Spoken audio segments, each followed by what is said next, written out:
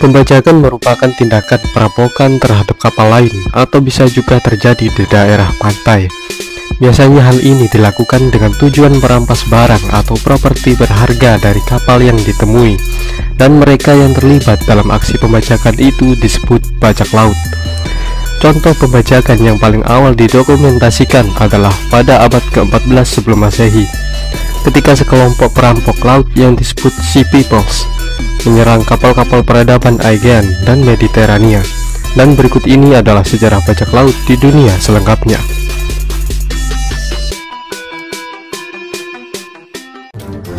Contoh pembajakan yang paling awal didokumentasikan adalah eksploitasi dari masyarakat laut atau Sea Peoples, yang saat itu menjadi ancaman bagi kapal-kapal yang berlayar di perairan Aegean dan Mediterania pada abad ke-14 sebelum Masehi.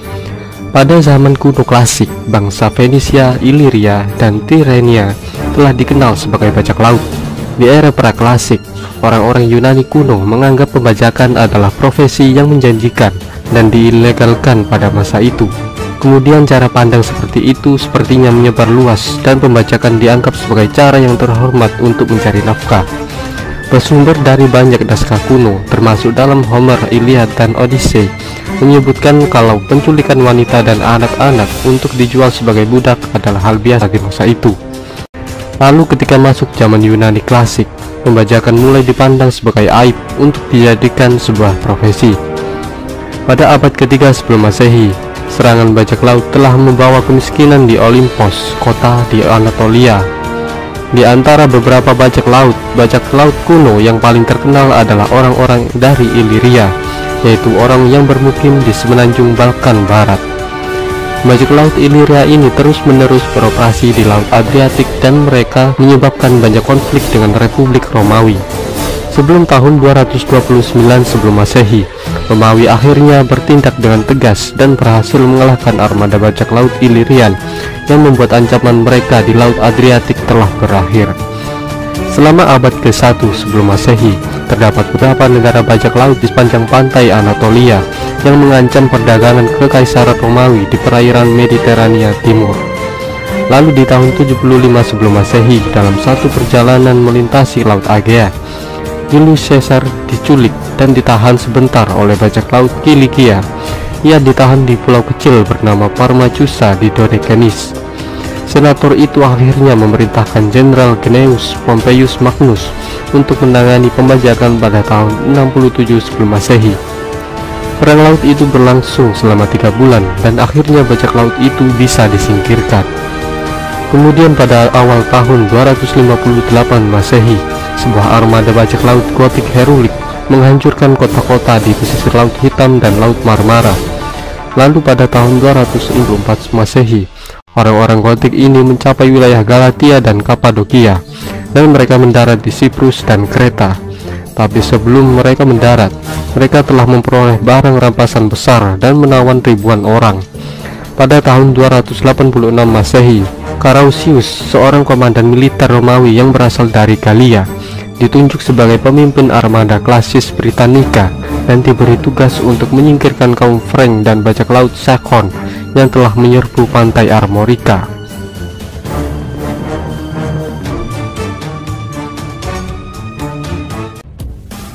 Perompak yang paling terkenal dan memiliki jangkauan luas di Eropa pada abad pertengahan adalah orang Viking. Pejuang laut dari Skandinavia ini menyerbu dan menjarah antara abad ke-8 dan ke-12 sebelum Masehi. Selama zaman Viking di abad pertengahan awal, mereka menyerbu pantai, sungai, dan kota-kota pedalaman di seluruh Eropa Barat hingga Seville. Viking juga menyerang pantai Afrika Utara dan Italia dan menjarah semua pantai di Laut Baltik. Beberapa orang Viking beroperasi di sungai-sungai Eropa Timur hingga ke Laut Hitam dan Persia. Pada abad ke-7 Masehi, sebuah suku bernama Nerentines menghidupkan kembali kebiasaan pembajakan Ilirian lama dan sering menyerbu Laut Adriatik. Pada tahun 642 Masehi, mereka menyerbu Italia Selatan dan menyerang Sipunto. Saat itu serangan mereka di Laut Adriatik meningkat pesat sampai seluruh Laut Adriatik tidak aman lagi untuk diarungi. Suku Nerentines bisa dengan leluasa menguasai Laut Adriatik karena angkatan laut Venesia saat itu sedang melakukan kampanye di luar negeri. Kemudian setelah armada Venesia kembali ke Laut Adriatik, suku Narentines tidak berani lagi melakukan pembajakan, dan untuk sementara waktu mereka meninggalkan kebiasaannya itu. Mereka juga menandatangani sebuah perjanjian dengan Venesia.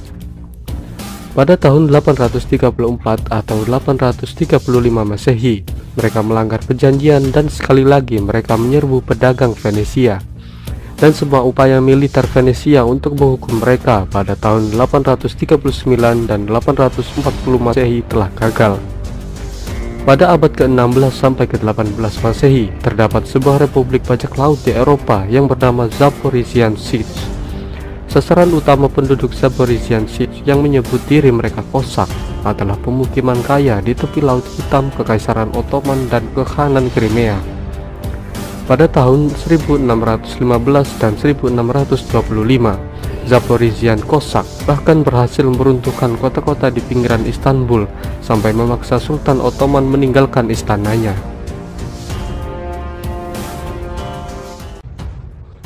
Di Asia Timur, selama periode dinasti Qing, armada bajak laut Tiongkok tumbuh semakin besar, dan hal itu pun sangat berefek terhadap ekonomi Tiongkok. Para bajak laut itu sangat rakus untuk merompak perdagangan Cina yang saat itu berkembang di Fujian dan Guangdong, dan daerah itu merupakan jalur penting bagi perdagangan Cina. Armada bajak laut itu juga melakukan penguasaan atas desa-desa di pesisir, lalu mengumpulkan pendapatan dengan menuntut upeti dan melakukan pemerasan.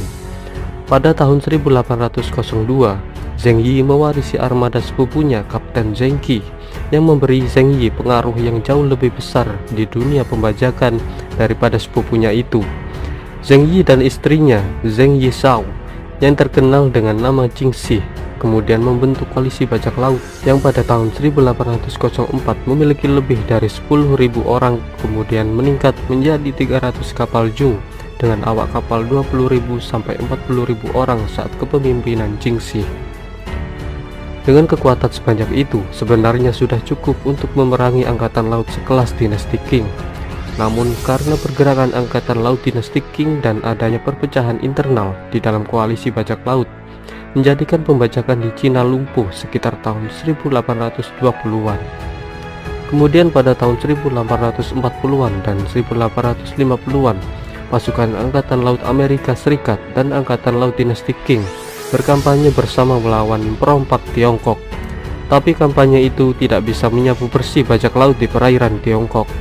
Selama Perang Opium Kedua, kapal-kapal bajak laut dihancurkan dalam jumlah besar oleh pasukan angkatan laut Inggris, dan pada akhirnya tidak sampai tahun 1860-an dan tahun 1870-an, armada bajak laut tidak ada lagi di perairan Tiongkok.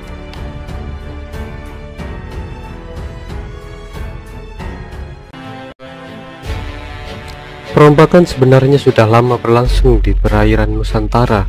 Berita tertua tentang bajak laut di Nusantara berasal dari catatan Fashion dalam perjalanan pulangnya dari India di tahun 413 sampai 414 Masehi.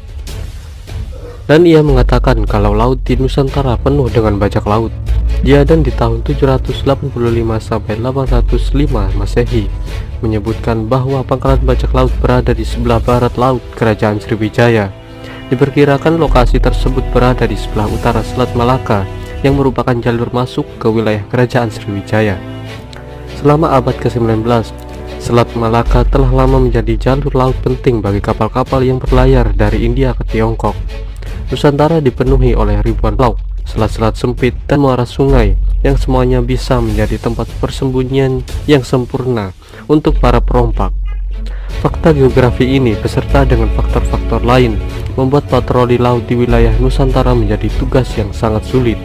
Perompak tradisional di Nusantara terkenal dengan nama Lanun. Mereka bermukim di perkampungan pesisir negara Malaysia, Indonesia, dan Filipina modern.